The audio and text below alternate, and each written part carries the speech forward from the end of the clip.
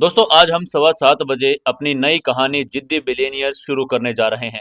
मैं आप सभी से यही कहूंगा कि 7:15 बजे एक बार ये एपिसोड जरूर सुने और सभी दोस्त कमेंट करके जरूर बताएंगे कि जिद्दी बिलियनियर कहानी आपको कैसी लगी और हम उस कहानी का टाइमिंग क्या रखें, क्योंकि 7:15 बजे का टाइमिंग बिल्कुल अच्छा भी है। तो आप लोग एक बार 7:15 बजे इसी के खत्म होने के बाद 7:15 बजे जिद्दी बिलियनियर कहानी का एपिसोड जरूर सुने। उसको सुनकर कमेंट करके जरूर भी बताएं। दोस्तों कल हमने देखा किस तरीके से समर भी पीला पड़ चुका था लड़ाई में। उसका मानसिक एरिया भी हिल चुका था और वो ऐसा लग रहा था जैसे उसके अंदर हजारों सुइयां चुभो दी गई हो। वो दर्द से करहा उठा था। उसका शरीर पसीने से भीग गया था और चेहरा खून से रंग उड़ गया था। अब आगे दोस्तों आज के एपिसोड नंबर 207 में आपका स्वागत है। आप देख रहे हैं कहानी सीक्रेट घर जमाई। अगर आप पहली बार आए हैं तो चैनल को सब्सक्राइब कर दें। आपको कहानी अच्छी लगती है तो वीडियो को लाइक करें और शेयर जरूर करें। दोस्तों इस वीडियो के टैग में हम कुछ प्रोडक्ट डाल रहे हैं। अगर आप में से कोई भी प्रोडक्ट खरीदना चाहता है तो प्रोडक्ट पर जाएं और उसको देखें और उसको खरीद लें। बड़े ऑथेंटिक प्रोडक्ट हैं और ऑथेंटिक साइट पर आपको मिल रहे हैं और बड़े ही अच्छे रुपए में भी मिल रहे हैं। तो दोस्तों चलिए आज की कहानी एपिसोड नंबर 207 सीक्रेट घर जमाई शुरू करते हैं कहानी। कियारा भी ये देखकर बदवास हो गई थी। वो समर की तरफ दौड़ना चाहती थी, लेकिन विंड ईगल एम्परर ने तलवार एम्परर को ऑर्डर देकर कहा, उसे रोक दो। उसकी बात सुनते ही तलवार एम्परर ने अपनी उंगली से हरी तलवार एनर्जी की एक किरण छोड़ दी, जिसने कियारा को बाहों में घायल कर कर उसे वहीं रोक दिया। भीड़ एम्पररों की इस पावर को देखकर थर्रा उठी थी। वो समझ गए कि ये दोनों एम्परर सिर्फ नाम के नहीं बल्कि साक्षात मौत के देवता हैं। और बाहरी दुनिया में समर मौत के करीब दिख रहा था, लेकिन उसके मन में भीतर एक अलग ही युद्ध छिड़ा था। वो हरे रंग का प्रकाश बादल जिसमें संत की चेतना थी, समर की आत्मा को निगलने के लिए उसके मन की गहराइयों में उतरा। वहां उसे एक अजीब वस्तु दिखाई दी, काले सफेद चक्की का पत्थर। वो चक्की के अंधकार में तैर रही थी, शीत और आग के प्रतीक के रूप में शांत और स्थिर। संत स्पिरिचुअल ताबीज को लगा कि ये कोई दुर्लभ खजाना है। लालच में आकर ताबीज ने अपना विशाल मुंह खोला और उस चक्की को निगल गया। वहीं ये देखकर समर को हताशा में सोचा, क्या सब खत्म हो गया? अगर ये चक्की भी हार गई तो मेरा मरना निश्चित है। लेकिन तभी हरे बादल के भीतर एक कंपन हुआ। वो काले सफेद चक्की का पत्थर कोई साधारण वस्तु नहीं थी। वह अराजकता के युग का परम खजाना था, जो यूनिवर्स की उत्पत्ति से भी पहले की थी और अपनी नींद में खलल पड़ने की और तुच्छ ताबीज द्वारा निकले जाने के अपमान से वह जाग उठी थी। अचानक चक्की से काली और सफेद एनर्जी निकली, फुफकार की आवाज के साथ। उस एंशियंट चक्की ने संत स्पिरिचुअल ताबीज को अवशोषित कर लिया। हरे प्रकाश का वो बादल जो समर के लिए जानलेवा था, उस चक्की के लिए एकमात्र नाश्ता साबित हुआ। चक्की ने एक काली किरण उगल दी, जिससे समर की डैमेज आत्मा तुरंत ठीक हो गई। उसकी स्पिरिचुअल एनर्जी पहले से ज्यादा प्रबल हो गई थी। इसके बाद चक्की अपनी जगह से जाकर सो गई। इस सब को महसूस करते हुए समर ने राहत की सांस लेकर कहा, ओह, ये आलसी चक्की फिर सो गई, लेकिन अच्छा हुआ इसने मेरी जान तो बचा ली। तभी समर ने एक प्लान बनाया। वो मरने का नाटक करते हुए बेजान होकर जमीन पर गिर गया। भीड़ जो कुछ पहले डरी हुई थी, क्योंकि उनको समझ नहीं आ रहा था कि उनको किसकी टीम में जाना चाहिए, समर या फिर विंड ईगल एम्परर की, अब एम्परर की जय जयकार करने लगी। उन लोगों ने विंड एम्परर की तारीफ करके कहा, समर जैसा दुष्ट अंततः मारा गया। विंड ईगल एम्परर धर्म के प्रतीक हैं। लोग चापलूसी में गिरगिट की तरह रंग बदल रहे थे। उनको ऐसे रंग बदलता देखकर समर ने मन ही मन सोचा, धिक्कार है तुम सब पर। उठने के बाद मैं तुम्हें असली तबाही दिखाऊंगा। वो नोट कर रहा था कि कौन किसकी तरफ है, कौन किसके खिलाफ, ताकि उठने के बाद उनको सजा दे सके। तभी विंड ईगल एम्परर ने ठंडे स्वर में कहा, इसकी आत्मा नष्ट हो चुकी है, लेकिन मेरा क्रोध शांत नहीं हुआ। मैं इसके शरीर के 108 टुकड़े करूंगा। यह कहकर उसने अपनी काली तलवार निकाली और समर के शव की तरफ बढ़ गया। कियारा ने चिल्लाने की कोशिश की, लेकिन तलवार एम्परर की एनर्जी ने उसे जकड़ रखा था। इधर विंड ईगल एम्परर ने पूरी ताकत से तलवार हवा में लहराई, समर की गर्दन पर वार कर दिया। लेकिन तभी एक ऐसी आवाज गूंजी जिसने सबकी धड़कनें रोक दी। तलवार समर की मांस में नहीं धंसी थी। समर की दो उंगलियों ने विंड ईगल एम्परर की तलवार को हवा में ही थाम लिया था। उसकी मृत आंखें अचानक खुल गई, जिनमें अब शून्यता और मौत थी। यह देखते ही विंड ईगल एम्परर ने भय के पीछे हटकर बड़बड़ा कर कहा, यह कैसे हो सकता है? मेरी संत स्पिरिचुअल तरंग ने तुम्हारी आत्मा को तो नष्ट कर दिया था। उसको अपनी आंखों पर विश्वास ही नहीं हो रहा था। लेकिन तभी आगे से समर ने एक क्रूर मुस्कान के साथ कहा, क्या तुम्हें सच में लगता है कि वो खिलौना मुझे मार सकता था? ये तुम्हारा भोलापन है। ये कहते हुए समर ने अपनी उंगलियों पर थोड़ा दबाव डाला। रॉयल लेवल की काली तलवार कांच की तरह टूटकर बिखर गई। ये देखते ही विंड ईगल एम्पर की आंखें भय से भर गई और उसने भागने की कोशिश की। लेकिन समर ने बिजली की स्पीड से उसका हाथ पकड़ लिया। एक विभत्स आवाज के साथ समर ने विंड ईगल एम्परर की पूरी बाह उखाड़ फेंकी। एम्परर दर्द से चीख उठा। तभी समर ने उसको घूर कर कहा, तुम्हारी संत खाली बोतल ने मुझे आधा मारा नहीं, बल्कि उस नरक की तरल ने मेरे शरीर को इतना स्ट्रांग बना दिया कि अब मैं तुम्हें नंगे हाथों से चीर सकता हूँ। ये कहकर वो और भी ज्यादा क्रूर हो गया। वहीं दर्द से पागल होकर विंड ईगल एम्परर चिल्लाकर तलवार एम्परर से बोला, तलवार एम्परर हमला करो, हम दोनों को एक साथ मिलकर मारना होगा इसे। तलवार एम्परर ने तुरंत सिचुएशन की गंभीरता को समझा। उसने अपनी तलवार से दर्जनों घातक एनर्जी छोड़ी, जिन्होंने स्पेस में दरारें डाल दी। लेकिन उनके हमले को देखकर समर शांत खड़ा रहा। समर ने उपहास करके कहा, ओ, एक उंगली से सब कुछ अलग हो जाता है, और अपनी इंडेक्स फिंगर से एक हरी किरण छोड़ दी। उसने तलवार एम्परर के हमले को हवा में ही मिटा दिया था। उसी समय विंड ईगल एम्परर ने पीछे से समर पर हमला कर दिया। लेकिन आगे से समर ने बिना मुड़े अपने स्टेंगल हेल फिस्ट का इस्तेमाल किया और उसे एक ही पंच में दूर फेंक दिया। इसके बाद समर ने अपना असली हथियार निकाला, आकाश भेदी भाला। समर ने भाले को हवा में घुमाया। तलवार एम्परर ने अपनी सदियों पुरानी तलवार से बचाव करने की कोशिश की, लेकिन समर के भाले के सामने वो तिनके की तरह टूट गई। ये देखते ही तलवार एम्परर ने आंख भर कर कहा, मेरी तलवार, तुमने मेरी तलवार तोड़ दी। आगे से समर ने उपहास करके कहा, तुम्हारी तलवार तुम्हारी ही तरह कमजोर थी। यह कहकर वो समर की आंखें खतरनाक किलिंग इंटेंट से भर चुकी थी। तभी तलवार एम्परर ने अपना अंतिम बचाव अपनाकर एक काला कवच निकाला। यह एकात्म रॉयल किंगडम के 8वें स्टेज का खजाना था, जो अभेद्य माना जाता था। वो एक लोहे के किले में बदल गया। ये देखते ही समर की आंखों में खून उतर गया। उसने एक ठंडी मुस्कान के साथ कहा, देखते हैं ये कवच तुम्हें कैसे बचाता है। ये कहकर उसने अपने भाले को पूरी तरह से चलाया। भाले की नोक से काले कवच को ऐसे भेद दिया जैसे वो कोई कागज हो। एक जोरदार धमाके के साथ वो कवच चकनाचूर हो गया। उसकी यह पावर देखकर तलवार एम्परर दंग रह गया था। उसने हैरान होकर कहा, संत लेवल का खजाना, तुम्हारा भाला संत लेवल का है। तलवार एम्परर की आंखों में अविश्वास था, लेकिन आगे से समर ने कोई जवाब नहीं दिया। उसने भाले को सीधा तलवार एम्परर के सीने में उतार दिया। तलवार एम्परर का दिल दो हिस्सों में बट गया। तभी समर ने ठंडे स्वर में कहा, मेरे खिलाफ खड़े होने का यही परिणाम है। ये कहते हुए उसने भाले को घुमाया और एक ही झटके में तलवार एम्परर का शरीर अनगिनत टुकड़ों में बिखर गया। खून की वर्षा ने पूरे होल को लाल कर दिया था। ये ग्रेट तलवार एम्परर जिसकी गाथाएं गाई जाती थी, अब मांस के लोथड़ों में बदल चुका था। ये देखकर चारों तरफ सन्नाटा छा गया। वहीं भीड़ जो समर को कोस रही थी, अब उसको भय और श्रद्धा से देखने लगी थी। तभी अचानक तलवार एम्परर के अवशेषों से एक छोटी सी नवोदित आत्मा निकली और तेजी से भागने लगी। समर ने उसे भागते हुए एक ठंडी हंसी के साथ कहा, क्या तुम्हें सचमुच लगता है कि तुम उसे बचकर भाग सकते हो? ये कहकर उसने अपना मुंह खोला और गोल्डन एनर्जी का एक गोला थूक दिया। वो एनर्जी सीधे आत्मा से जा टकराई। हालांकि वो पूरी तरह से नष्ट नहीं हुई, लेकिन दो टुकड़ों में कटकर तड़पने लगी। समर अब उस तड़पती हुई आत्मा की तरफ अपने कदम बढ़ा रहा था। समर ने 4 स्पिरिचुअल बिजली शेयरों को प्रकट किया।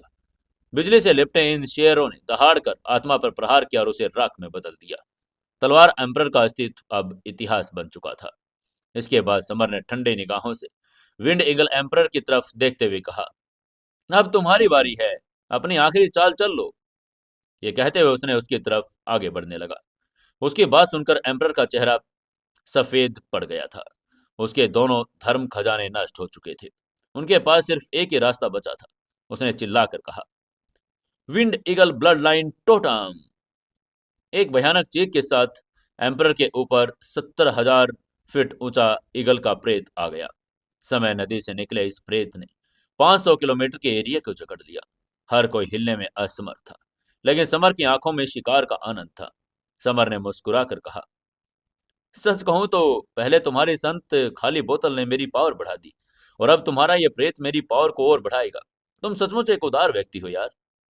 ये कहते हुए उसको लालची आंखों से देखने लगा। वहीं समर की बात सुनकर विंड ईगल एम्परर गुस्से से पागल हो गया।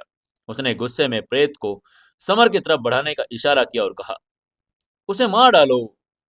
समर ने लापरवाही से सिर हिलाकर कहा, भक्षक ब्लड लाइन टोटम। और ये कहकर उसने अभी अपना ब्लड लाइन टोटम एक्टिवेट कर दिया। इसी के साथ समर के ऊपर एक काला भंवर, एक ब्लैक होल बन गया था।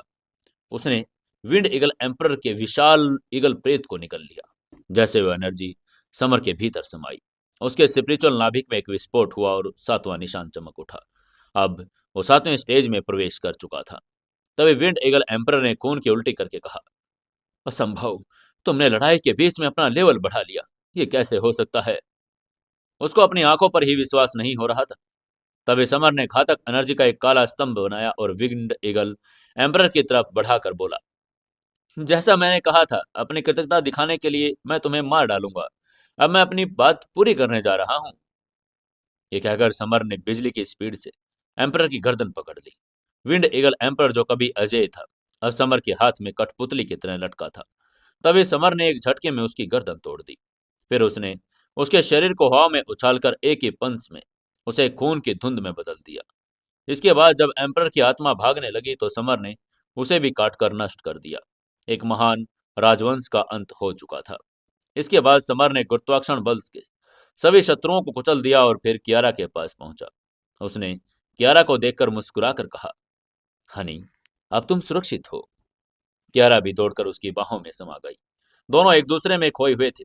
तभी काले पीले ने समर की पैंट खींचकर कहा, समर, ये रोमांस बंद कर रहा हो।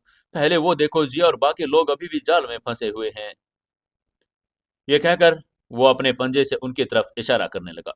उसकी बात सुनकर समर शर्मा गया और उसने शर्मिंदा होकर जाल तोड़ा। जाल से बाहर आते ही जिया और सलोनी ने उसे घूरा, लेकिन पीच ब्लॉसमशी शैतान ने साहस करके समर का हाथ पकड़ लिया। उसको ऐसे अपने पति का हाथ पकड़ता देखकर कियारा ने उसे कड़ाई से पूछा, कौन हो तुम? ये कहते वो पीच ब्लॉसमशी शैतान को गुस्से में घूरने लगी, जैसे वो उसको अभी खा जाएगी। लेकिन तभी समर ने उसको शांत करके समझा कर कहा, हनी, इसने मेरी जान बचाई थी। उसकी बात सुनकर कियारा शांत हो गई। उसने पीच ब्लॉसम्स का धन्यवाद किया। पीच ब्लॉसम ने भी सम्मानपूर्वक उसे दीदी कहा और ये देखकर बाकी सभी लड़कियां हैरान रह गई। इसके बाद समर ने दोनों एम्परर की स्टोरेज रिंग उठा ली। लूट के बाद समर को एम्परर के स्टोरेज रिंग में दुर्लभ स्पिरिचुअल पत्थर और जड़ी बूटियां भी मिली। समर ने खुश होकर कहा, वाह, कितनी मोटी भेड़ है, ये सचमुच मोटी भेड़ें थी। इन खजानों से वह आराम से आत्म रॉयल किंगडम के 9वें स्टेज पर जाने की कोशिश कर सकता था। इसके बाद उसने कियारा को राजमहल के सबसे शानदार कमरे में लेकर जेड पत्थर से पलंग पर बैठाकर कहा, मैं तुम्हारी ice Phoenix blood line totem को एक्टिवेट करूंगा। समर ने देखा कि कियारा ने सिर्फ एक 10,000वें हिस्से के मंत्र में आत्म रॉयल किंगडम लेवल के हाफ स्टेज प्राप्त कर लिया। इसके बाद समर ने अपनी Divya dragon blood line totem को एक्टिवेट कर दिया। एक गोल्डन ड्रैगन की आभा ने कमरे को भर दिया था। जैसे ही समर ने अपनी एनर्जी कियारा में भेजी, उसे लगा जैसे हजारों सुइयां चुभ रही हो। लेकिन कियारा ने दर्द सहा। वो जानती थी कि उसे पावरफुल बनना होगा ताकि वो समर का बोझ बांट सके। तभी अचानक कियारा के भीतर से एक फिनिक्स की दहाड़ सुनाई दी। ड्रैगन और फिनिक्स, यूनिवर्स की दो सबसे एंशियंट और विरोधी पावर्स अब एक हो रही थी। एक नीला प्रकाश, जो स्वर्गीय दानव का प्रेशर था, उस पावर को रोकने की कोशिश कर रहा था। पहले कियारा ने अपनी पावर का सिर्फ एक 10,000वां हिस्सा जागृत किया था। अब समर की एनर्जी के स्पर्श से उसकी गहराइयों में एक हलचल होनी शुरू हो चुकी थी। एक नन्हा, सुई की नोक जितना छोटा, गोल्डन बर्फीला फिनिक्स प्रेत प्रकट हुआ। ये छोटा था, लेकिन इसकी उपस्थिति किसी तूफान से कम नहीं थी। तभी कियारा ने फुसफुसा कर कहा, मुझे ये महसूस हो रहा है, लेकिन ये बहुत छोटा है। समर ने उसको समझा कर कहा, ये तो एक शुरुआत है। स्वर्ग ने तुम्हारी पावर को बढ़ा दिया है, इसे तोड़ना ही चमत्कार है। तभी अचानक एक नन्हा फिनिक्स प्रेत एक गोल्डन पत्ती में बदल गया और जिस पर वो एक एंशियंट लिपि उभरी। ये फिनिक्स अमर मंत्र का पहला अध्याय था, लेकिन भाषा अराजकता काल की थी, जिसे कोई समझ ही नहीं पा रहा था। इसलिए समर ने अपनी आत्मा को कियारा के मन में भेजा, लेकिन वो भी असहाय था। उसने अपने भीतर सोए हुए काले सफेद चक्की के पत्थर को जगाने की कोशिश की। जब वो नहीं जागा तो समर ने गुस्से में एक मानसिक बोंडर उत्पन्न कर दिया। चक्की ने चिढ़कर पूछा, तुमने मुझ पर हमला क्यों किया? अंततः फायर ड्रैगन आत्मा की मध्यस्थता ने चक्की ने उस लिपि को ट्रांसलेट कर दिया। समर ने वो ज्ञान कियारा को दिया। कियारा ने मंत्र जाप शुरू किया और उसके शरीर पर एक पर्पल आभा निकली। उसका स्पिरिचुअल नाभि घूमने लगा था। अब उसकी एनर्जी की जरूरत थी। इसलिए समर ने विंड ईगल एम्परर और तलवार एम्परर से लूटे गए 10,000 लाइफ पावर पत्थर और जड़ी बूटियां निकाल ली। कियारा के फिनिक्स ब्लड लाइन टोटम ने एक ब्लैक होल की तरह सारी एनर्जी खोज ली। देखते ही देखते उसने आत्म रॉयल किंगडम के चौथे स्टेज को पार कर लिया था। जब वह अपने आंखें खोल रही थी तो एक में सूर्य और एक में चंद्रमा चमक रहे थे। समर जैसा पावरफुल फाइटर भी उस दिव्य दमन के सामने सिहर उठा था। ट्रेनिंग के बाद समर और कियारा स्काई रेड सिटी की सड़कों पर घूमने निकले। कियारा इतनी सुंदर लग रही थी कि हर कोई उसे घूर रहा था। लोगों को ऐसे अपनी पत्नी को घूरता देखकर समर ने अपनी जानलेवा एनर्जी छोड़ दी और जिससे लोग डरकर नजरें नीची करके जाने पर मजबूर हो गए। तभी समर ने हंसकर कहा, मेरी पत्नी को घूरने का अधिकार सिर्फ मुझे है। उसकी ये बात सुनकर कियारा भी शर्मा गई। उसने शर्मा कर उसे कोहनी मारी, लेकिन वो बड़ी खुश थी। इसके बाद वो ग्रीन क्लाउड्स जेड धर्म ट्रेजरर स्टोर पर गई। वहां समर को एक रॉयल लेवल का जेड कंगन पसंद आया जिस पर बादल की आकृति थी, लेकिन उसकी कीमत 1,000 लाइफ पावर पत्थर थी, जिसे देखकर वो ठिठक गया। कियारा के ट्रेनिंग के समय उसने अपने सारे पत्थर खर्च कर दिए थे। तभी होस्टेस ने रूखेपन से कहा, अगर आपके पास पत्थर ही नहीं है तो प्लीज आप बाहर जा सकते हैं। ये कहकर वो उन दोनों को एग्जिट गेट की तरफ इशारा करने लगी। तभी काले कपड़ों वाला एक युवक उनके बीच में दखल देकर बोला, अगर इस ब्यूटी को ये कंगन चाहिए तो मैं ये तुम्हारे लिए इसे खरीद सकता हूँ। होस्टेस ने तुरंत उस युवक को पहचान लिया और झुककर प्रणाम करके कहा, अरे आप तो फायर शेडोज की सुप्रीम राजवंश के क्राउन प्रिंस हैं। आपके लिए तो ये दुकान ही गिफ्ट है। उसकी आंखों में सम्मान भर गया था। उसकी ये बात सुनकर भीड़ सन रह गई। सुप्रीम राजवंश का मतलब था क्रिम्सन फायर कॉन्टिनेंट के 4 सुप्रीम शासकों में से एक का वंशज। वही उसके बारे में सुनकर समर की आंखों में एक ठंडी चमक आ गई। तभी हवा में फुसफुसाहट शुरू हो गई। एक साधक ने बुदबुदा कर कहा, अरे अरे बाप रे, मुझे विश्वास ही नहीं हो रहा कि मैं कार्तिकेय को यहाँ देख रहा हूँ।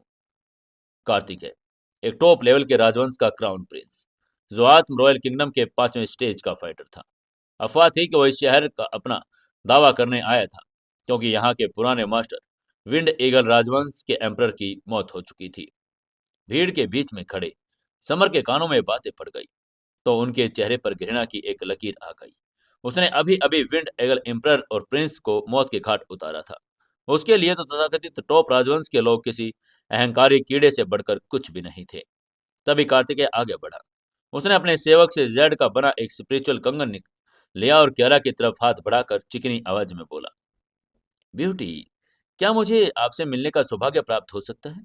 मुझे लगता है कि आपको ये कंगन पसंद आया। मैं इसे आपके लिए खरीद लूंगा। इसकी कीमत हजारों लाइफ पत्थरों के बराबर है। लेकिन आगे से कियारा ने उसे एक ठंडी उपेक्षित नजर से देखा और मुंह फेर लिया। तभी बगल में खड़े समर की आवाज किसी ठंडे खंजर की तरह गूंज गई। उसने ठंडी निगाहों से देखकर कहा, अपना सामान वापस ले लो और मेरी नजरों से दूर हो जाओ।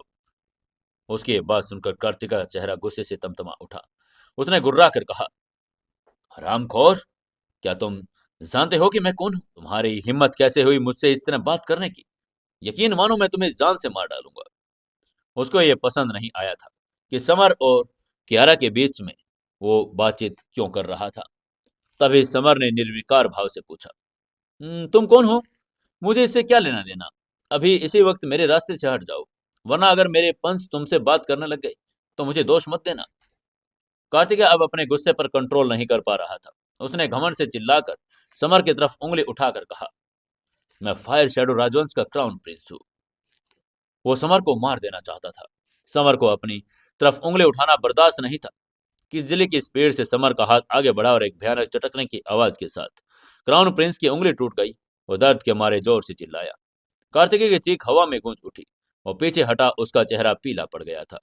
गुस्से में उसने अपने पीछे खड़े 2 एल्डर को ऑर्डर देकर कहा, तुम दोनों एल्डर, मैं तुम्हें ऑर्डर देता हूं कि उसे मार डालो। वो दोनों आत्म रॉयल किंगडम के 6ठे स्टेज के फाइटर थे। उनके हाथों से विशाल लाइफ पत्थर के पावर पंजे और समर की तरफ झपटे। लेकिन उसको देखने के बाद समर अपनी जगह से टस से मस नहीं हुआ। समर ने शांत स्वर में कहा, क्योंकि तुम मरना चाहते हो इसलिए मैं तुम्हारी इच्छा पूरी करूंगा। अगले ही पल समर के मुख से गोल्डन एनर्जी की दो किरणें निकली, बिजली की तरह दोनों एल्डर के गलों को चीरती हुई निकल गई और उनको देखते ही देखते उनके शव बेजान होकर जमीन पर गिर पड़े। ये देखकर पूरी दुकान में सन्नाटा छा गया। वहीं कार्तिकेय भागने के लिए मुड़ा, लेकिन समर ने एक पावरफुल खिंचाव के साथ उसे खींच लिया। तभी कार्तिकेय ने गिड़गिड़ा कर कहा, तुम मुझे नहीं मार सकते। मेरे पापा एम्परर भूपेंद्र आज रॉयल किंगडम के 7वें स्टेज की शिखर पर पहुंच चुके हैं। वो तुम्हें जिंदा नहीं छोड़ेंगे।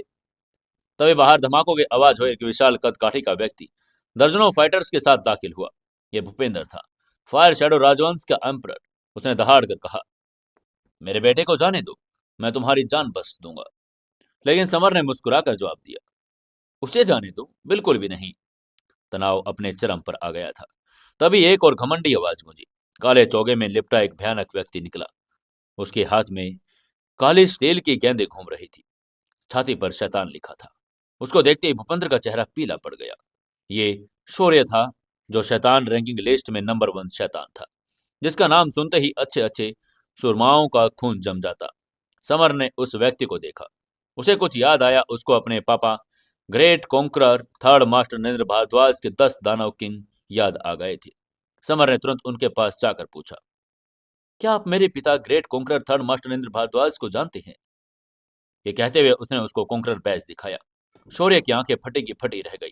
जैसे ही समर ने कॉन्करर बैज दिखाया तो खूंखार शैतान, जिससे पूरा कॉन्टिनेंट कांपता था, समर के सामने घुटनों के बल बैठ गया था। उसने सम्मानपूर्वक समर के सामने झुककर कहा, 10 ग्रेट दानव किंगों में से एक, मैं ब्लैक टाइगर दानव किंग यंग मास्टर को विनम्रता पूर्वक प्रणाम करता हूं। हर मौजूद शख्स स्तब्ध हो गया था। वही भूपेंद्र समझ गया कि वो किस भयानक पावर को चैलेंज कर रहा था। उसने तुरंत अपना लहजा बदल कर कहा, समर, जो कुछ भी हुआ उसके लिए मैं माफी चाहता हूं। प्लीज मेरे बेटे को छोड़ दीजिए। तभी कार्तिकेय ने भी दया की भीख मांगी, लेकिन समर के चेहरे पर कोई भाव नहीं था। समर ने ठंडे स्वर में कहा, अब दया की भीख मांगने का समय नहीं। और यह कहकर उसने एक ही झटके में युवराज की गर्दन तोड़ दी। अपने बेटे की लाश देखकर भूपेंद्र की आंखों में खून उतर आया, लेकिन शौर्य के सामने वो असहाय था। तभी समर ने शौर्य की तरफ देखकर ऑर्डर देकर कहा, इसे मार डालो। आगे से शौर्य ने सम्मान के साथ सिर झुकाकर कहा, जी यंग मास्टर। ये कहकर वो भूपेंद्र की तरफ बढ़ने लगा। तभी भूपेंद्र ने अंतिम कोशिश करके कहा, मेरा बड़ा भाई स्काई ब्रेकिंग सुप्रीम राजवंश का मेन सलाहकार है। अगर तुमने मुझे मारा तो वो तुम्हें नहीं छोड़ेंगे। लेकिन आगे से शौर्य ने तिरस्कार से कहा, सुप्रीम राजवंश तो क्या हुआ, मेरे यंग मास्टर तुम्हें मरा हुआ देखना चाहते हैं, इसलिए तुम आज जिंदा नहीं रह सकते। ये कहकर शौर्य ने अपना ब्लैक टाइगर संत लेवल का पंच आगे बढ़ा दिया। एक जोरदार धमाका हुआ और भूपेंद्र का शरीर दीवार को चीरकर सैकड़ों मीटर दूर जा गिरा। उनकी हड्डियां चकनाचूर हो गई। फायर शैडो राजवंश का अहंकार आज समर के चरणों में मिट्टी में मिल चुका था। समर जानता था कि सूर्य मिस्टिक किंगडम की असली यात्रा तो अब शुरू हुई है। उस स्टोर के भीतर का दृश्य प्रलय जैसा था। टक्कर से उत्पन्न झटकों से आसपास के आत्मसाधकों को तिनके की तरह इधर उधर बिखेर खे दिया। धूल के गुब्बार के बीच समर की आंखों में एक संतोषजनक चमक थी। उसने मन ही मन में सोचा, क्या यह शैतानों की रैंकिंग में नंबर 1 शैतान की पावर है? उम्मीद के मुताबिक ये वाकई खौफनाक है।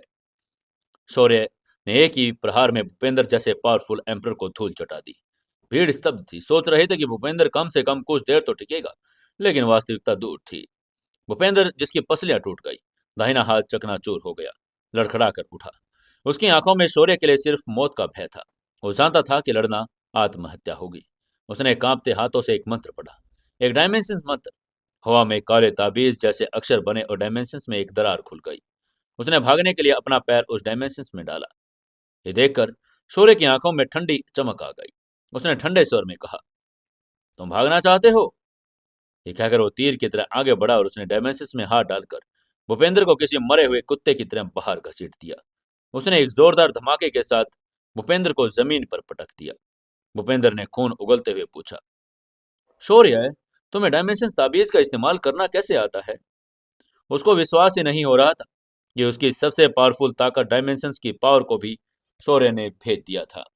शौर्य ने शांत स्वर में जवाब देकर कहा, तुम्हें लगता है कि डायमेंशन ताबीजों का इस्तेमाल करना सिर्फ तुम जानते हो? आज मैं तुम्हें नर्क डायमेंशन में भेज दूंगा, तब तुम्हें पता चलेगा कि मुझे क्या क्या आता है। ये कहते हुए शौर्य ने अपनी लाइफ पावर को केंद्रित किया। उसका पंच 4000 मीटर विशाल एनर्जी के गोले में बदल गया। नीचे गिरे हुए एम्परर पर बिजली की तरह टूट पड़ा। एक ही पल में भूपेंद्र का शरीर और आत्माएं दोनों चकनाचूर होकर हवा में विलीन हो गई। एक उच्च कोटि के राजवंश का एम्परर इतिहास बन चुका था। इसके बाद शौर्य ने भूपेंद्र के साथियों की तरफ देखा। एक और मुक्का और दर्जनों फेमस आत्मसाधक खून की बौछार में बदल गई।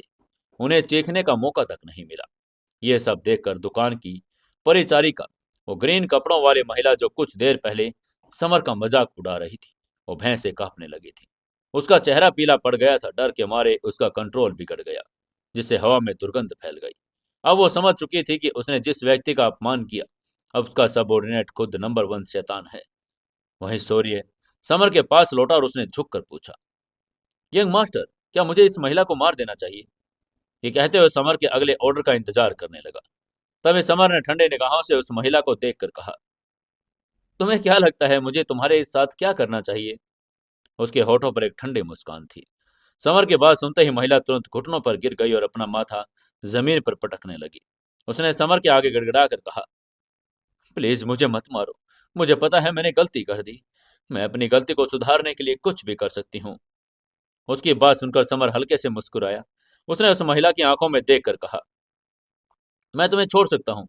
अपने सबसे बेहतरीन जेट ड्रॉअर निकालो, मेरी पत्नी को दे दो। समर की बात सुनते ही महिला ने राहत की सांस ली और कांपते हुए सीक्रेट रूम से जेट के कंगन ले आई। यह दुकान का सबसे कीमती आत्म रॉयल किंगडम के छठे स्टेज का खजाना था।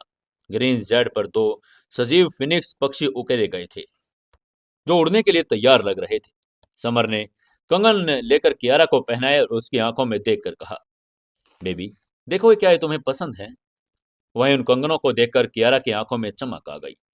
अपनी ice Phoenix blood and totem के कारण उसे इन कंगनों पर गहरा लगाव महसूस हुआ। उसने मनमोहक मुस्कान के साथ कहा, बेशक मुझे ये पसंद आए, खास तौर पर ये फिनिक्स की आकृतियां। कंगन उसकी पारदर्शी कलाइयों पर बेहद खूबसूरत लग रहे थे। इसके बाद समर ने उसका हाथ थाम लिया और मुस्कुरा कर कहा, चलो चलते हैं। ये कहते हुए वापस अपनी टीम की तरफ चल पड़े। शौर्य भी उनके पीछे पीछे चल पड़ा। स्काई रेड सिटी की चौथी सड़कों पर चलते हुए भीड़ उनके लिए अपने आप रास्ता छोड़ती जा रही थी। तभी समर ने शौर्य की तरफ मुड़कर पूछा, शौर्य, इतने सालों से तुम क्या कर रहे थे? तुम्हारी पावर आत्म रॉयल किंगडम के 8वें स्टेज पर कैसे पहुंची? शौर्य ने विनम्रता से अपनी कहानी सुनाई। कैसे एक स्त्री के प्रेम में उसके मौत के बदले ने उसे शैतानी ताकतों की तरफ धकेला और अंततः उसे क्रिम्सन फायर कॉन्टिनेंट का नंबर 1 शैतान बना दिया था। समर ने गहरी सांस ली। उसने अपने कॉन्करर बेज और 10 ग्रेट दानव किंगों को याद आ गया। शौर्य का मिलना उसके लिए एक बड़ा वरदान था, खासकर जब उसे पावरफुल दुश्मनों का सामना करना था। समर ने गंभीर स्वर में कहा, शौर्य, तुम मेरे साथ नहीं रह सकते। मुझे तुमसे कुछ काम करवाना है। शौर्य ने तुरंत सम्मान भरी आवाज में कहा, यंग मास्टर, आप बस हुक्म कीजिए। समर ने उसको ऑर्डर देकर कहा, मुझे तुम्हारे सीक्रेट सेवा की जरूरत है। पूरे सूर्य मिस्ट किंगडम में क्रिम्सन फायर सुप्रीम राजवंश की खोज करो। मैं चाहता हूं कि तुम उसे ढूंढो। चुपके से क्रिम्सन फायर एम्पर के बारे में जानकारी इकट्ठा करके मुझे दे दो। क्रिम्सन फायर मोनार्क का नाम सुनते ही शौर्य का चेहरा गंभीर हो गया। उसने गंभीर होकर पूछा, यंग मास्टर, वो पूरे ग्रह का शासक है, क्या वो आपका दुश्मन है? आगे से समर ने दृढ़ता से कहा, हाँ, वो मेरा दुश्मन है। जब मैं यहां से निकलूंगा तो हमारा सामना जरूर होगा। उससे पहले मुझे यहाँ मौजूद उसके लोगों को खत्म करना है। अब तुम जाओ और काम पर लग जाओ। तभी शौर्य ने प्रतिज्ञा लेकर कहा, जी यंग मास्टर, इस दुश्मन से लड़ने में आपकी पूरी मदद करूंगा। यह कहकर वो तुरंत मिशन पर निकल गया। उसके जाने के बाद समर और कियारा वापस एम्परर महल पहुंचे। जब वो वहां पहुंचे तो उनके साथी जिया सलोनी, काला बिल्ला, बाकी सब पावरफुल हो चुके थे। समर द्वारा लूटे गए संसाधनों ने उनकी ताकत बढ़ा दी थी। तभी कियारा ने नए कंगन देखकर पीच ब्लॉसम सी शैतान तुरंत दौड़कर उनके पास आई। उसने मुस्कुराकर कियारा से कहा, कियारा दीदी, ये कंगन बड़े खूबसूरत है। समर आपको सबसे ज्यादा प्यार करता होगा। आप मुझे अपना सबोर्डिनेट बना लीजिए ना। जिया सलोनी स्पाइडर प्रिंसेस ने चिढ़कर उसे देखा। वो समझ गए कि पीच ब्लॉसम कियारा की चापलूसी करके समर के करीब रहना चाहती है। महल में एक मूक युद्ध छिड़ गया था। इस तरफ कियारा और उसकी नई दासी पीच ब्लॉसम थी, दूसरी तरफ जिया और उसका ग्रुप। समर ने इस तनाव को महसूस किया और अपना सिर पीट लिया। उसने टॉपिक चेंज करके कियारा से कहा, कियारा, अभी हमारा मेन मिशन सूर्य एम्परर की समाधि खोजना है, फिर पायल को बचाना है। इसके बाद समर ने सबको तैयार होने का ऑर्डर दिया। वे अब सूर्य मिस्टिक किंगडम सेंटर से निकलकर कोर एरिया की तरफ बढ़ने वाले थे, जहां असली खतरे और खजाने छिपे थे। कुछ ही देर में वो तैयार होकर अपने मिशन पर निकल पड़े। वहीं स्काई रेड सिटी से बाहर निकलते ही उन्होंने देखा एक जंगली और एंशियंट दुनिया उनका स्वागत कर रही थी। चलते चलते काला पीला अचानक रुक गया। उसने गुर्रा कर कहा, सब लोग रुक जाओ, आगे खतरा है। उसकी बात सुनते ही समर ने अपनी दिव्य दृष्टि एक्टिवेट की।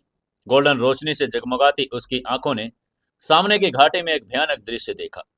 5,000 मीटर गहरी घाटी में काला कोहरा छाया था, जो एक विशाल राक्षसी जोम्बी से निकल रहा था। समर ने तुरंत अपने साथियों को चेतावनी देकर कहा, हम वहां नहीं जा सकते दोस्तों। तब एक काली एनर्जी ने मिलकर 1,000 फीट लंबे राक्षसी सैनिक का रूप लिया। उससे हाथ में एक काला हंसिया था और जिससे लपटें निकल रही थी। आगे से समर ने देरी न करके अपनी गोल्डन एनर्जी से उसको 2 टुकड़ों में काट दिया। लेकिन हैरानी की बात तो यह थी, सैनिक तुरंत फिर जुड़ गया। ये देखते ही काले पिल्ले ने चिल्लाकर कहा, समर ये अमर है, इसे सिर्फ आग और बिजली से मारा जा सकता है। उसी समय घाटी में सैकड़ों और सैनिक प्रकट हो गए।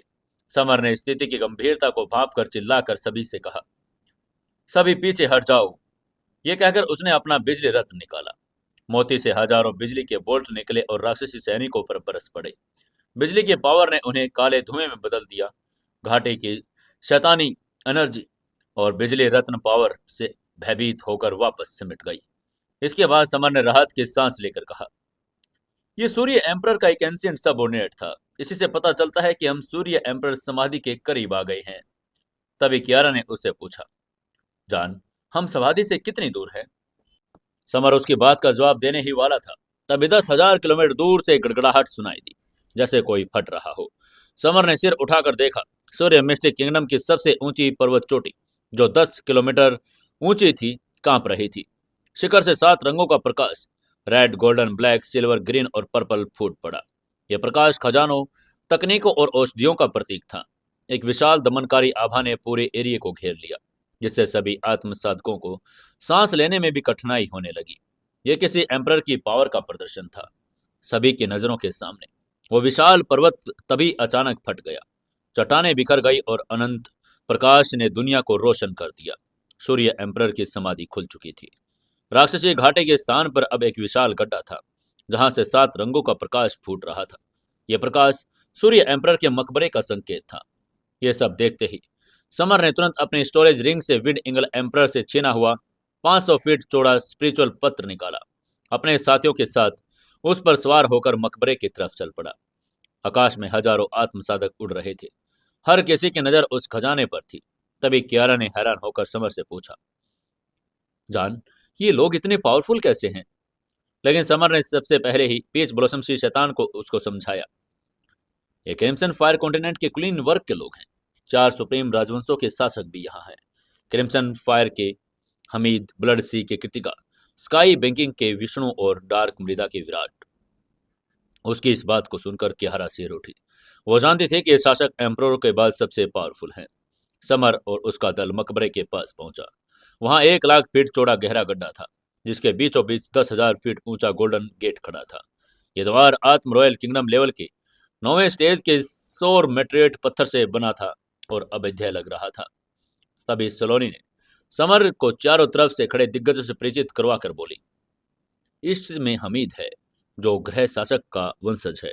वेस्ट में कृतिका, जो अपनी खूबसूरती और क्रूरता के लिए फेमस है। समर की नजर कृतिका पर पड़ी। वह अपूर्व सुंदरी थी, लेकिन उसकी आंखों में खूनी लालसा थी। वह एक दृष्टि में समर समझ गया कि वो आत्म रॉयल के 8वें स्टेज पर है। साउथ में विष्णु खड़ा था, जिसके हाथ में सफेद जेड भाला था। समर ये देखकर चौंक गया, क्योंकि वो भाला उसके आकाश भेदी भाले के जैसा था, बस रंग सफेद था। उसको देखते ही समर ने मन ही मन सोचा, क्या 2 आकाश भेदी भाले हो सकते हैं? नॉर्थ में विराट था, 1,000 साल पुराना कंकाल जैसा एल्डर, जिससे मौत की गंध आ रही थी। तभी भीड़ के बीच चर्चा थी कि मकबरे का गेट कैसा तोड़ा जाए। तभी सभी हमीद ने पहल की। उसने 8,000 फीट विशाल फायर फिस्ट से द्वार का वार किया। टक्कर से आकाश कांप उठा, लेकिन गेट पर एक खरोंच भी नहीं आई। इसके बाद कृतिका ने अपनी ब्लड सी फिंगर का इस्तेमाल किया, लेकिन रिजल्ट वही रहा। तभी विष्णु ने हंसकर उसको चुनौती देकर कहा, अगर मैं दीवार तोड़ दूं तो कृतिका तुम मेरे साथ डिनर पर चलोगी? तभी कृतिका ने कुटिलता से मुस्कुरा कर कहा, अगर तुम ऐसा कर पाए तो मैं तैयार हूं। उसकी बात सुनते ही विष्णु ने अपने सफेद जेट भाले से हमला किया, लेकिन गेट की प्रोटेक्शन व्यू रचना ने उसे भी पीछे धकेल दिया। विराट और अन्य शैतान एम्प्रर ने भी कोशिश की, लेकिन सब फेल हो गए। तभी व्यू रचना मास्टर बीरबल ने हताशा में कहा, ये आत्म रॉयल किंगडम लेवल के 9वें स्टेज की एम्प्रर व्यू रचना है, इसे तोड़ना असंभव है। जब वो सब निराश हो चुके थे, तभी समर ने भीड़ को चीरकर आगे बढ़ने का फैसला किया। वो जानता था कि उसके पास डार्क नाइट एम्प्रर का साथ है, और जो एक एंशिएंट संत और व्यू रचना एक्सपर्ट है। समर ने एक काले कपड़ों वाले साधक को धक्का देकर कहा, हट जाओ, मुझे जाने दो। वो साधक डार्क मृदा के सुप्रीम राजवंश का मेंबर था। उसने समर को घूर कर कहा, हमारे एम्प्रर ही इसे नहीं तोड़ पाए तो तुम क्या चीज हो, दफा हो जाओ यहां से। ये कहकर वो नफरत से समर को घूरने लगा। वहीं उसकी बात सुनकर समर की आंखों में ठंडी चमक आ गई। उसने बिना एक शब्द बोले उस साधक के चेहरे पर एक जोरदार थप्पड़ मारा, जिससे वो साधक बेहोश होकर गिर पड़ा। वहीं ये सब देखकर भीड़ में सन्नाटा छा गया। लोग कानाफूसी करने लगे। उनमें से एक लड़के ने हल्के से कहा, अरे ये पागल कौन है, इसने विराट के आदमी को मारने की हिम्मत कैसे की? तभी सामने खड़े विराट ने अपनी क्रूर आंखों से समर को देखा। वो जानता था कि युवक साधारण नहीं है, लेकिन उसका अपमान मृत्युदंड के समान है। लेकिन समर ने भीड़ की परवाह किए बिना मकबरे के गेट की तरफ कदम बढ़ाया। वो जानता था कि असली खेल अब शुरू होगा। समर ने भीड़ की तरफ देखा। तभी उसने विराट के शांत भाव से कहा, तुम्हारा आदमी रास्ते में था, क्या तुम मकबरे में प्रवेश नहीं करना चाहते? तभी कीर्तिदा ने अपने लाल बालों को संवार कर कहा, उसे कोशिश करने दो।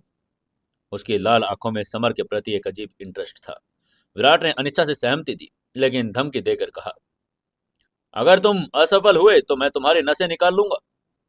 समर ने उसकी धमकी इग्नोर कर दिया और गोल्डन गेट के सामने जा खड़ा हुआ। उसने अपनी दिव्य दृष्टि एक्टिवेट की। नीली रोशनी गेट की सतह पर नाचने लगी। उसे दो खामियां मिली, एक नीचे दाएं की तरफ और दूसरी बाएं की तरफ। लेकिन जैसे वो हमला करने वाला था, खामियां अपनी जगह बदल गई। ये देखते ही समर के मन में उसने सोच कर कहा, ओह, तो ये एक गतिशील रक्षा व्यू रचना है, इसे तोड़ना आसान नहीं होगा। ये कहते वो उसको दोबारा जांचने लगा। समय बीतता गया, समर पसीने से तरबतर हो गया। भीड़ में फिर निराशा और उपहास छाने लगा। तभी विराट ने ठंडे स्वर में कहा, समय समाप्त हो रहा है समर, जल्दी करो। ठीक उसी समय डार्क नाइट एम्प्रर की आवाज समर के मन में गूंजी। उसने टेलीपैथी से कहा, बच्चे, ये आत्म रॉयल किंगडम के 9वें स्टेज की विरचना है। इसमें 9 दिशाएं और 9 संख्याएं हैं। ये एक विषम क्रम का पालन करती है, 1 3 5 7। इसलिए जब खामी तीसरे स्थान पर हो तो तुम 5वें स्थान पर हमला करो। उसकी बात सुनकर समर ने ध्यान केंद्रित किया। खामियां ठीक उसी क्रम में चल रही थी जैसे डार्क नाइट एम्प्रर ने उसे बताया था। उसको नोट करते हुए उसने चिल्लाकर अपनी फिस्ट हवा में लहराई। समर का पंच उस खाली स्थान पर लगा जहां खामी अगले ही पल प्रकट होने वाली थी। एक दरार दिखाई दी, फिर दूसरी, और देखते ही देखते अब अध्याय गोल्डन गेट मकड़ी के जाले की तरह चटकने लगा। एक जोरदार विस्फोट के साथ टूटकर गिर गया। अंधेरी गुफा का मुंह खुल गया था। ये सब देखकर भीड़ स्तब्ध रह गई। यहां तक कि विराट और अन्य एम्परर भी उसको अविश्वास से देख रहे थे। एक युवक ने वो कर दिखाया जो कॉन्टिनेंट में सबसे पावरफुल शासक नहीं कर पाए। तभी हबीब ने समर को एक संतुष्ट नजर दी। उसने समर की तरफ देखकर कहा, तुम्हें अपनी औकात पता है। ये कहते हुए अपनी सेना के साथ सबसे पहले अंदर घुसा। समर ने समझदारी दिखाकर पीछे हटना उचित समझा। उसने पीछे हटकर अपने साथियों से कहा, जल्दी नहीं है, उन्हें आपस में लड़ने दो। ये कहते हुए उसने सभी के लिए रास्ता छोड़ दिया। मकबरे के भीतर एक विशाल अंडरग्राउंड दुनिया थी, जिसके बीचों बीच 1000 फीट चौड़ी नदी बह रही थी। लेकिन उसमें पानी नहीं, बल्कि 9000 डिग्री तापमान वाली लाल ज्वाला थी। उसका नाम फायर सार नदी था। कई बड़े आत्मसाधक इस नदी को पार करने की कोशिश में राख हो चुके थे। तभी हमीद ने अपना अष्टकोणीय कंपास निकाला और सुरक्षित पार कर लिया। कृतिका ने अपनी कृपा और ब्लड दानव बोतल का इस्तेमाल किया, जिससे नदी का फायर तत्व भी डरकर रास्ता देने लगा। इसके बाद विष्णु ने अपने सफेद जेड भाले को पुल बना लिया और विराट ने अपने काले राजवंश के मिले हुए एक नए राजदंड का इस्तेमाल किया। अंत में समर ने नदी किनारे खड़े होकर अपने गोल्डन ज्वाला नदी के फायर तत्व के प्रति रिएक्ट किया। तभी काले पीले ने फुसफुसा कर कहा, इस नदी की गहराई में संत स्तर का फायर एलिमेंट छिपा है। अगर तुम उसे पालो तो तुम्हारी ज्वाला विकसित हो जाएगी। ये देखते ही समर की आंखों में चमक आ गई। उसने कियारा से कहा, तुम लोग यहीं रुको, मैं नीचे जाकर देखता हूँ। उसकी बात सुनकर कियारा ने डर के मारे चिल्लाकर कहा, क्या तुम पागल हो गए हो जान? ये 9000 डिग्री गर्म है। वो समर को लेकर डर रही थी। आगे से समर ने उसको आश्वस्त करके कहा, हनी चिंता मत करो, मेरी ज्वाला 9000 डिग्री के 500 डिग्री के तापमान को सह सकती है। और ये कहते हुए वो बिना किसी चेतावनी के उस नदी में कूद गया। किनारे पर खड़े हजारों आत्मसाधक दंग कर दंग रह गए। उन लोगों में किसी ने चिल्लाकर कहा, अरे वो पागल तो सुसाइड कर रहा है। लेकिन प्लेनेटरी एक्सिलिसर्स फार्मेसी के यतिन ने मुस्कुरा कर कहा, समर नॉर्मल इंसान नहीं है, वो शायद संत लेवल की ज्वाला का मास्टर है। वो समर के बारे में बहुत कुछ जानता था। समर एक गोल्डन तीर की तरह फायर के उस महासागर की गहराई में तरफ बढ़ता चला गया, जहां एक एंशियंट पावर उसका इंतजार कर रही थी। मार्शल आर्ट अलायंस के हदीस हार्दिक स्तब्ध थे। समर ने न सिर्फ सूर्य एम्पर के मकबरे का गेट तोड़ा, बल्कि अब वो 9000 डिग्री सेल्सियस गर्म फायर सार नदी में गोता लगा चुका था। मार्शल आर्ट अलायंस के कमांडर इन चीफ नीरज ने पूछा, क्या वो बच पाएगा? उसको अपनी आंखों पर विश्वास ही नहीं हो रहा था कि उसकी आंखों ने किसी को खुद मौत के मुंह में जाते हुए देख लिया। हार्दिस ने सिर हिलाकर कहा, वो बिना प्लानिंग के कुछ नहीं करता। वो कब से कब समर को फॉलो कर रहा था, अच्छे से जानता था कि समर बिना प्लानिंग के कुछ नहीं करता। वो बच पाएगा। उधर नदी की गहराई में समर की गोल्डन ज्वाला उसे एक कवच की तरह लपेटे हुई थी। उसके कपड़े जल चुके थे, लेकिन उसकी त्वचा सुरक्षित थी। वो नदी के तल पर चल रहा था, जहां फायर एलिमेंट उससे डरकर दूर भाग रहे थे। उसका लक्ष्य स्पष्ट था, संत लेवल की फायर पावर हासिल करना। समर ने अपनी दिव्य दृष्टि से नदी के तल को स्कैन किया। उसे एक लाल चट्टान मिली जो नॉर्मल नहीं लग रही थी। उसने अपनी स्टैंगल हेल फिस्ट से उस पर वार किया, लेकिन चट्टान को खरोच तक नहीं आई। तभी समर ने मुस्कुराकर कहा, अगर टाइगर अपनी असली ताकत न दिखाए तो तुम उसे बिल्ली समझोगे, है ना? ये कहते उसने अपने ड्रैगन बोन को एक्टिवेट कर दिया। उसकी index finger golden dragon silk से ढक गई, जिसके एक हल्के स्पर्श से ही वो अजय चट्टान दो टुकड़ों में बट गई। उसके भीतर एक मुट्ठी भर लाल फायर एलिमेंट चमक रहा था। ये संत लेवल की फायर पावर थी। समर ने उसे उठाने के लिए हाथ बढ़ाकर कहा, ये मेरा है। तभी पीछे से एक डरावनी आवाज आई, वो फायर पावर मेरी है। ये अनवर था, डार्क मृदा राजवंश का मेन सलाहकार और आत्म रॉयल किंगडम लेवल का 7वें स्टेज का फाइटर। उसने समर को धमका कर कहा, उसे छोड़ दो, वरना मैं तुम्हें मार डालूंगा। अनवर एम्परर भूपेंद्र का कजिन भाई था, लेकिन आगे से समर ने लापरवाही से कहा, मैंने इसे पहले ढूंढा है, अगर जीना चाहते हो तो यहां से भाग जाओ। उसको अनवर की बिल्कुल परवाह नहीं थी। उसकी बात सुनकर अनवर गुस्से में भर गया। उसने गुस्से में बिजली की स्पीड से हमला किया। उसका रॉयल लेवल पंच समर की तरफ बढ़ा, लेकिन समर अपनी जगह से हिला भी नहीं। उससे एक लात में सैकड़ों मीटर दूजा फेंक दिया। अनवर नदी से बाहर उड़ता हुआ किनारे पर जा गिरा। उसके पेट में एक बड़ा छेद भी हो गया था। किनारे पर खड़े हजारों आत्म साधक ये देखकर सन्न रह गए। उन्होंने हैरान होकर कहा, उसने अनवर जैसे ग्रैंड मास्टर को एक किक में हरा दिया। ये समर आखिर है कौन? वहीं उधर अनवर ने भागने की कोशिश की, लेकिन समर नदी से बाहर निकला और उसका रास्ता रोक लिया। समर ने उससे कहा, अब बहुत देर हो चुकी है दोस्त। यह कहकर उसने एक पंच में अनवर को हवा में वास्पित कर दिया। इसके बाद समर ने संत लेवल की फायर पावर को अपने पास सुरक्षित कर लिया। नदी की लपटें शांत हो गई, क्योंकि उनका स्रोत अब समर के पास था। समर ने अपने साथियों के साथ नदी पार की और एक सुरक्षित गुफा की तलाश में निकल गया, ताकि इस पावर को रिफाइन कर सके। दूसरी तरफ आगे बढ़ चुके विराट, जो डार्क मृदा के शासक थे, के हाथ में मौजूद विराट की स्पिरिचुअल तख्ती टूटकर बिखर गई। उसने हैरान होकर कहा, क्या अनवर मारा गया? उसने अपने सबसे विश्वसनीय किलर बिलाल को जांच करने के लिए भेजा। बिलाल, जो गंध पहचानने में माहिर था, नदी के किनारे पर पहुंचा और उसने कसम खाकर कहा, जिसने भी ये किया है वो डार्क मृदा के क्रोध से नहीं बच पाएगा। वहीं इस सब से अनजान समर को एक छिपी हुई गुफा मिल गई थी। उसने कियारा और बाकी लोगों को पहरे पर लगाया और वो खुद गुफा के भीतर चला गया। वहां एक पत्थर की मेज पर बैठकर उसने संत लेवल की फायर को अपने सामने रखा। पावर ने विरोध किया, लेकिन समर के दिव्य अमर मंत्र और ड्रैगन ब्लड के प्रेशर्स के सामने वो टिक नहीं सकी। धीरे धीरे समर ने अब उस प्रचंड फायर को अपनी गोल्डन ज्वाला में विलीन करना शुरू कर दिया। गुफा के बाहर कियारा और काले पीले स्तर थे, लेकिन वो इस बात से अनजान थे कि एक नया और भयानक दुश्मन उनकी गंध का पीछा करके तेजी से उन्हीं की तरफ बढ़ रहा है। गुफा के भीतर का वातावरण किसी दहकती हुई भट्टी के जैसा हो गया था। समर के सामने तैर रही गोल्डन ज्वाला का तापमान अब 9000 डिग्री के 500 पार कर चुका था। यह सिर्फ अब फायर नहीं, बल्कि एक संत लेवल की ज्वाला थी, जिसमें किसी भी पदार्थ को पल भर में भस्म करने की पावर थी।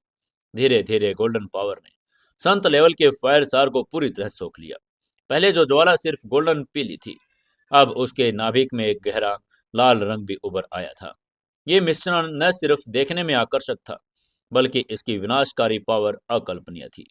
गुफा की पत्थर की मेज, स्टूल और यहाँ तक कि दीवारें भी इस भयानक गर्मी को सहन नहीं कर पाई, तरल बनकर बहने लगी।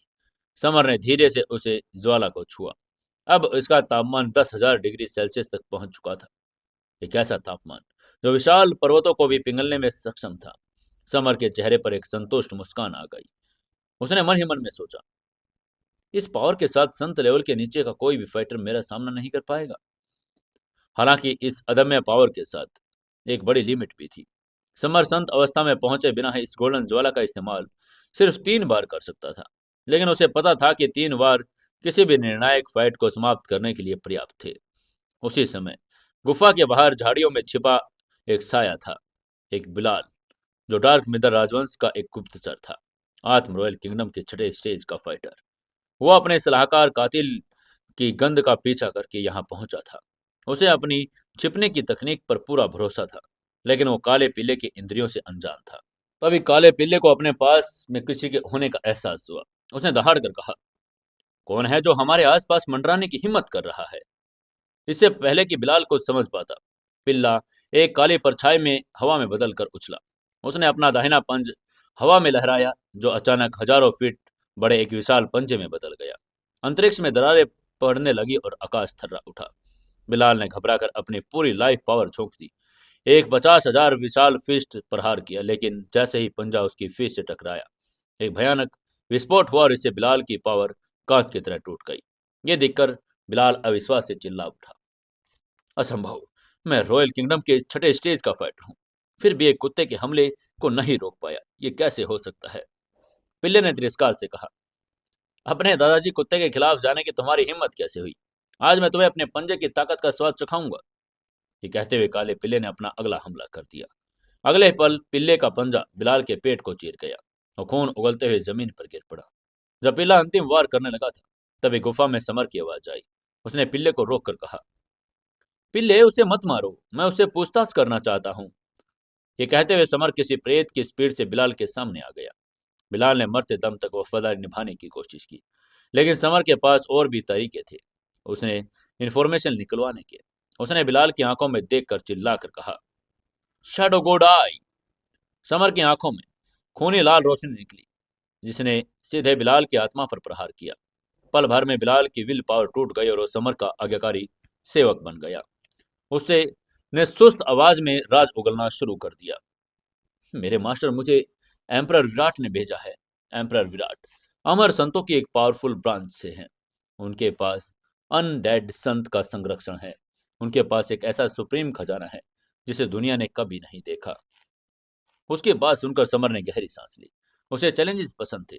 उसने बदबदा कर कहा, अगर इसके पीछे कोई संत है तो उसे मारने में और भी थ्रिल आएगा।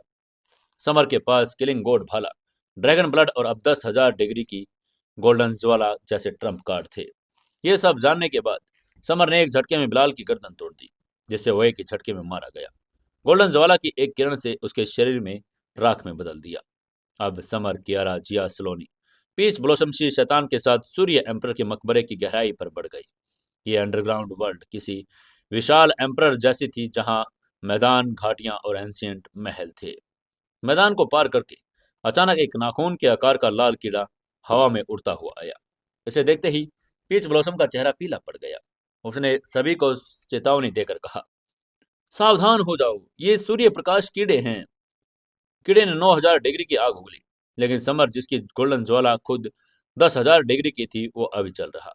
उसने अपनी उंगलियों से उस कीड़े को पकड़ लिया। कीड़े का शरीर फौलाद जैसा सख्त था, लेकिन समर ने अपनी ड्रैगन बोन फोर्स का इस्तेमाल कर उसे दो टुकड़ों में फाड़ दिया। पीच ब्लॉसम ने बताया कि कीड़े 5,000 साल पहले विलुप्त माने जाते थे। ये सूर्य एम्परर की रक्षक सेना का हिस्सा थे। जैसे जैसे वो आगे बढ़े, उन्हें तड़पते हुए आत्म साधक मिले, जो उन कीड़ों की आग में जलकर राख हो गए थे। तभी अचानक उनके सामने 10 कीड़ों का झुंड आ गया। समर ने अपने साथियों को पीछे रहने को कहा। इसके बाद पवन एलिमेंट एक्टिवेट उसने किया और हवा में उड़ा, और अगले ही पल 2,000 गुना गुरुत्वाकर्षण तकनीक से उन सभी कीड़ों को जमीन पर पटक दिया और फिर एक एक करके उनका सफाया कर दिया। जैसे उनका ग्रुप मैदान की सीमा पर पहुंचा, उनका सामना एक भयानक दृश्य से हुआ। वहां लगभग 10,000 आत्मसाधक रास्ता रोके खड़े थे, लेकिन उनकी हिम्मत आगे बढ़ने की नहीं हो रही थी। उनके सामने 1 लाख सूर्य प्रकाश किरणों की एक विशाल सेना थी। सेना के सबसे आगे एक विशाल कीड़ा था, जो सामान्य कीड़ों से 10 गुना बड़ा था। उसको देखते ही पीच ब्लॉसम ने कांपती आवाज में कहा, ओह, ये तो सूर्य प्रकाश के कीड़ों का किंग है। अगर उसे मार दिया जाए तो बाकी सेना तीतर बीतर हो जाएगी।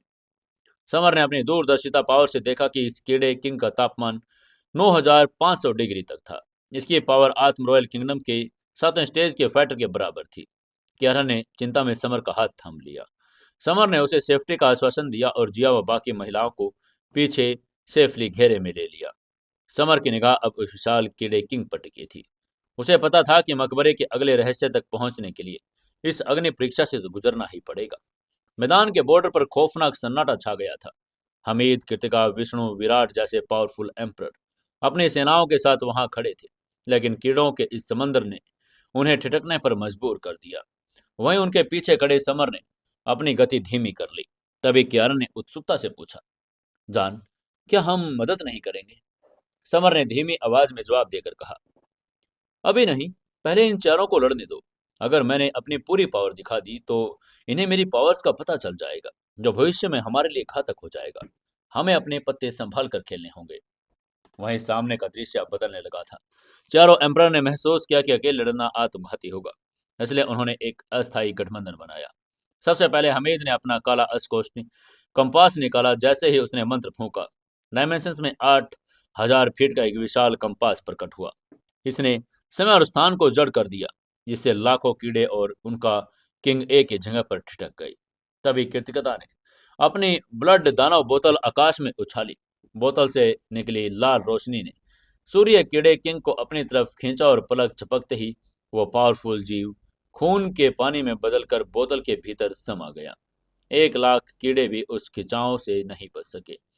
दूसरी तरफ विष्णु ने अपना सफेद जेट भाला घुमाया, जिससे निकलती एनर्जी ने अंतरिक्ष को चीर दिया। वहीं विराट ने अपनी काली छड़ी लहराकर काले नरक की ज्वाला छोड़ दी। देखते ही देखते जो मैदान कीड़ों से भरा था और राख के ढेर में बदल गया। ये सब देखकर आसपास के आत्म साधक विस्मय से भर गए थे। उनमें से किसी ने उन चारों एम्परर हैरान होकर कहा, ये एम्परर सचमुच अजय हैं। इनके पास संत लेवल के खजाने हैं। पीछे खड़ा समर भी ये देख रहा था, और उसके मन में एक ही विचार था, अगर ये एम्परर इतने पावरफुल हैं तो पूरे ग्रह का शासक क्रिम्सन फायर एम्परर कितना भयानक होगा। ये देखकर उसे एहसास हुआ कि अपनी बेटी और गर्लफ्रेंड पायल को बचाने के लिए उसे अभी और अधिक पावर हासिल करनी होगी। कीड़ों का सफाया होने लगा। सभी दल आगे बढ़ने लगे। मैदान के अंत में 1,000 मीटर ऊंची पर्वत श्रृंखला खड़ी थी। ये देखना अचरज से भरा था कि जमीन के नीचे इस अंडरग्राउंड मकबरे में भी इतना विशाल पर्वत अस्तित्व में है। तभी पीच ब्लॉसम सी शैतान ने उनके पास आकर उसको एक बारे में बताकर बोला, सूर्य एम्परर ने अपनी समाधि के भीतर एक मिनिएचर वर्ल्ड बसाया था। ये पहाड़ उसी का हिस्सा है। उसकी बात सुनने के बाद समर ने काले पिलर आकाश बख्शी सांप को पहरा देने का ऑर्डर दिया। खुद जिया और कियारा के साथ पहाड़ के भीतर प्रवेश कर गया।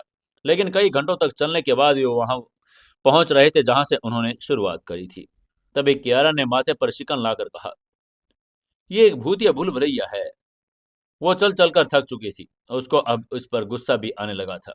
वहीं समर ने ध्यान से पत्थरों के जमावड़े को देखकर कहा, नहीं, ये 8 आकृतियों वाला मायावी पत्थर की व्यू रचना है। हम सीधे नहीं बल्कि अनजाने में एक घेरे में चल रहे हैं। सभी को यह बताकर समर ने अपनी दिव्य दृष्टि एक्टिवेट की और उसकी आंखों में गोल्डन रोशनी निकली, जिसने भ्रम के पर्दे को चीर दिया। वो एक खास क्रम में कदम रखने लगा, एक कदम बाएं, दो कदम दाएं। लेकिन तभी उसे एहसास हुआ कि सामने वाली काली चट्टान अपनी जगह बदल रही है। उसी समय कियारा ने भी उसको नोट कर लिया। उसने समर को उसकी तरफ इशारा करके कहा, जान देखो, ये चट्टान के नीचे की घास दबी हुई है और ये हिल रही है। कियारा की बात सुनकर समर ने हल्के से सिर हिलाया और फिर चट्टान की तरह मुखाबित हो गया और बोला, चाहे तुम जो भी चीज हो, रास्ते से हट जाओ, वरना अंजाम बुरा होगा। वह अब और टाइम वेस्ट नहीं करना चाहता था, लेकिन चट्टान टस से मस नहीं हुई। समर ने अपनी पूरी ताकत बटोरी और वो एक पंच उस पत्थर पर जड़ने ही वाला था। तभी अचानक चट्टान से नीचे से एक दो पत्थर के पैर निकले और वो हमले से बच गया। तभी किसी ने गरज कर कहा, तुम एक चीज हो, मैं कोई चीज नहीं, मैं रॉकमैन हूँ। ये गरजती हुई आवाज पत्थर के भीतर से आई। इसके बाद ही चट्टान के हाथ, पैर और एक इंसानी सिर जैसा पत्थर का मुखौटा निकलकर समर की और उसकी टीम के सामने आ गया। पीच ब्लॉसम ने उसको देखते ही पहचान लिया। उसने समर को उसके बारे में बताकर कहा, समर ये रॉकमैन है। 5000 साल पहले ये सूर्य एम्परर का ग्रेट जनरल हुआ करता था। इससे पहले कि समर उसकी बात पर रिएक्ट करता, रॉकमैन ने दहाड़ कर कहा, चले जाओ यहां से, सूर्य एम्परर की शांति भंग मत करो। ये कहते हुए उसने रोक प्रेस तकनीक का इस्तेमाल किया और सैकड़ों भारी पत्थरों को समर की तरफ उछाल दिया। उन पत्थरों को अपनी तरफ आता देखकर समर ने जरा भी देरी नहीं की और आकाश भेदी भाला निकाला। 9 मिलियन किलो के उस भाले ने एक ही वार में सारे पत्थर चकनाचूर कर दिए। रॉकमैन ये देखकर हैरान रह गया था। उसने चौंक कर कहा, आकाश भेदी भाला, क्या ये तुम्हारे तुम्हारे लेकिन इससे पहले कि अपनी बात पूरी कर पाता, समर ने भाले से उसकी हथेली को भेद दिया। दर्द से कराहता हुआ रॉकमैन मिट्टी में समा गया और गायब हो गया। जाते जाते उसकी आवाज जमीन के नीचे से गूंजी, मैं रॉक अंपायर को बताऊंगा, तुम नहीं बचोगे। वहीं रॉकमैन के जाते ही भ्रम का जाल टूट गया। समर आगे बढ़ा तो उसने देखा, पर्वत के दूसरे हिस्से में कुछ रॉकमैन 8 महिलाओं को घेरे हुए हैं। उनकी लीडर हिमपात एम्पायर की महारानी दृष्टि थी, जो मुसीबत में फंसी थी और समर ने उसको देखते ही पहचान लिया। तभी कियारा ने समर की आंखों में पहचान देखी तो उदारता से कहा, जान अगर तुम उसे जानते हो तो जाकर उसकी मदद करो ना। ये रॉकमैन बहुत चालाक है, मुझे डर है कि कहीं ये उसको मार न डाले। उसकी बात सुनकर समर ने हल्के से सिर हिलाया, तुरंत काम पर लग गया। उसने अपनी दिव्य दृष्टि से पत्थरों की व्यू रचना की खामी को ढूंढ लिया और कुशलता से नाचते हुए कदमों के साथ घेरे के भीतर पहुंच गया। दृष्टि उसे देखकर दंग रह गई। उसने हैरान होकर पूछा, समर तुम यहाँ कैसे? समर ने मुस्कुराकर कहा, बातें बाद में करेंगे, पहले यहाँ से बाहर निकलो। ये कहते हुए उसने पत्थरों की व्यू रचना की कमजोरी पर वार कर दिया। सभी रॉकमैन टुकड़ों में बट गए। उसके बाद समर मुड़ा और दृष्टि और उसकी सहेलियों के साथ वहां से निकलने लगा। लेकिन जैसे ही समर की दृष्टि उसकी सहेलियों को लेकर बाहर निकली, जमीन थर्राने लगी। वे पत्थर जो बिखरे हुए थे अचानक एक साथ जुड़ने लगे और उन्होंने एक विशालकाय चट्टानी राक्षस का रूप ले लिया। उस राक्षस के साथ लगभग 10 रॉकमैन दोबारा खड़े हो गए। तभी उस चट्टानी राक्षस ने अपनी विशाल फिस्ट ऊपर उठाई और सीधे दृष्टि पर जानलेवा हमला कर दिया। उसके इस हमले को देखकर दृष्टि और उनके पीछे खड़े आत्मसाधक भय से कांप रहे थे। विशालकाय चट्टान राक्षस की फिस्ट हवा को चीरती हुई उनकी तरफ बढ़ रही थी। राक्षसी चट्टान की यह अजेय पावर किसी भी नॉर्मल फाइटर को कुचलने के लिए काफी थी। लेकिन तभी एक साया बिजली की स्पीड से आगे बढ़ा। समर ने बीच में अपना दाहिना पंच लहरा दिया, एक कान फोड़ देने वाले धमाके के साथ। समर का घूंसा चट्टानी राक्षस से टकराया और एक विशाल शिला अनगिनत टुकड़ों में बिखर चुकी थी। ये देखकर दृष्टि की आंखें अचरज और श्रद्धा से भर गई। उसने अपनी आंखों को देखा कि जिस संकट से वो खुद नहीं बच पा रही थी, उसे समर ने एक ही वार में धूल चटा दी। वहीं आसपास मौजूद लगभग 10 रॉकमैन अपने साथियों का अंत देखकर गुस्से से पागल हो गए। वे दहाड़ते हुए समर की तरफ लपके, लेकिन समर अविचल रहा। उसके पंचज की बौछार ने कुछ ही पलों में 10 रॉकमैन का अस्तित्व मिटा दिया। इसके बाद समर ने पीछे मुड़कर दृष्टि को गंभीर चेतावनी देकर कहा, सावधान रहो, ये जगह तुम्हारी सोच से अधिक खतरनाक है। अगर तुम इन जालों से निपटने में सक्षम नहीं तो खजाने को मुंह छोड़ दो। उसकी बात और दरिया दिली देखकर दृष्टि ने कृतज्ञता से सिर झुकाया। समर जानता था कि वो अपनी किस्मत आजमाने आई है, लेकिन यहाँ की बाधाएं सिर्फ मौत का इनविटेशन देती हैं। लेकिन अब वो क्या कर सकती थी, इसलिए उसने दृष्टि को चेतावनी दी और वापस अपने साथियों के पास आ गया। समर अपने ग्रुप के साथ आगे बढ़ने लगा। लगभग 2000 मीटर चलने के बाद काले पिल्ले ने अपनी नाक हवा में उठाई और कुछ सूंघने लगा। वो रुक गया और उसने सभी को रुकने का इशारा करके कहा, रुक जाओ सभी, मुझे वहीं जानी पहचानी गंध आ रही है। वो काला रोकमैन यहीं कहीं है। उसकी बात सुनते ही समर ने अपनी दिव्य दृष्टि का इस्तेमाल किया, लेकिन चारों तरफ कुछ नहीं दिखाई दिया। तभी पिल्ले ने अपनी जमीन की तरफ इशारा करके कहा, वो मिट्टी बन चुका है और वो हमारे पैरों के ठीक नीचे है। उसकी बात सुनकर समर ने उपहास करके अपना 7000 फीट विशाल पंच जमीन पर मारा। एक भीषण विस्फोट हुआ और मिट्टी का बादल छा गया। जमीन के नीचे से एक दर्द भरी कराह सुनाई दी। धीरे धीरे मिट्टी के कण आपस में जुड़ने लगे।